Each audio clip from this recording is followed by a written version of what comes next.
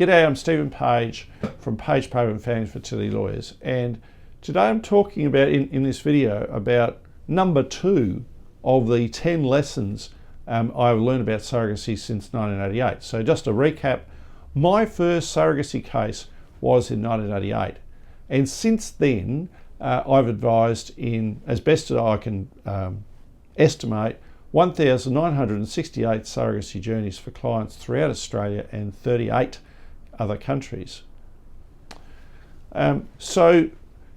This video is about regulation is necessary both of IVF clinics and of surrogacy. And you may say, well, why? Why is it needed? Well, I think there are 2 reasons. The first is, so far as surrogacy is concerned, if you don't have regulation, then you don't have protection of human rights of the surrogate, the surrogate's partner, and if you've got donors, the donor and the donor's partner, and of the intended parents, and of the child, most importantly. You really need to have a strong framework to give certainty about who is a parent, and therefore the child's parentage is not in doubt.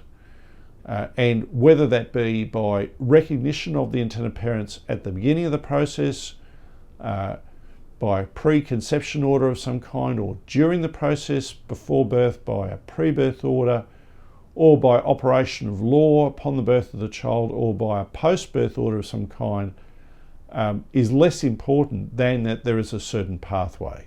There just really needs to be something in place, and the reason it needs to be in place is to avoid exploitation of any of these, and so far as the child is concerned, that the child has certainty about parentage. So far as regulation of IVF is concerned, absolutely essential, because if you don't have regulation of IVF, and it's got to be clear, and I'm not talking about such things as, well, is the clinic clean? I'm talking about acting from an ethical perspective. There needs to be clear regulation to ensure that doctors don't act as though they're in a Wild West. We don't want doctors doing, as I saw once, implanting 6 embryos into a surrogate and ending up with 1 child, and not discussing with the intended parents about what could go wrong, namely could end up with 5 or 6 children being born and then engaged in selective reduction. I remember talking to one of my clients and saying, did the doctor talk to you about selective reduction? Her response was, what's that? It hadn't been discussed at all. And if it hadn't been discussed at all with her, you can guarantee it was not discussed with the surrogate. And an example of this, a shocking example of this, is the Georgian baby farm.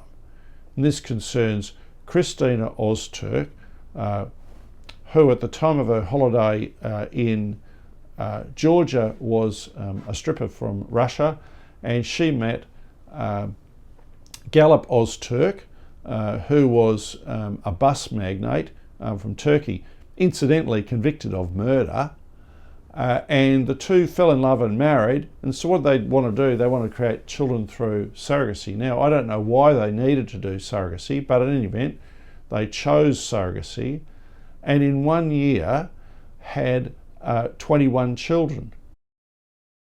Now, they had 16 nannies, and subsequently Mr. Ozturk got in trouble with Georgian authorities and was imprisoned.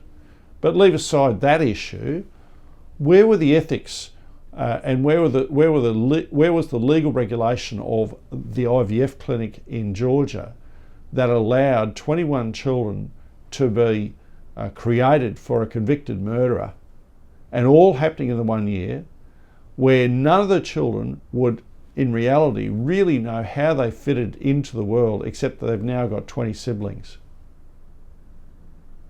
There really must be a better way than that, and that's why, in my view, if you're undertaking surrogacy anywhere, there needs to be proper regulation of surrogacy and proper regulation of IVF clinics. There may be arguments about how much regulation is enough, but there needs to be at least enough, a bare minimum, to ensure that bad things are minimised, and that all of those through the process, the intended parents, the surrogate, surrogate's partner, donor, donor's partner, and above all, the child have their human rights protected and the child's parentage is certain.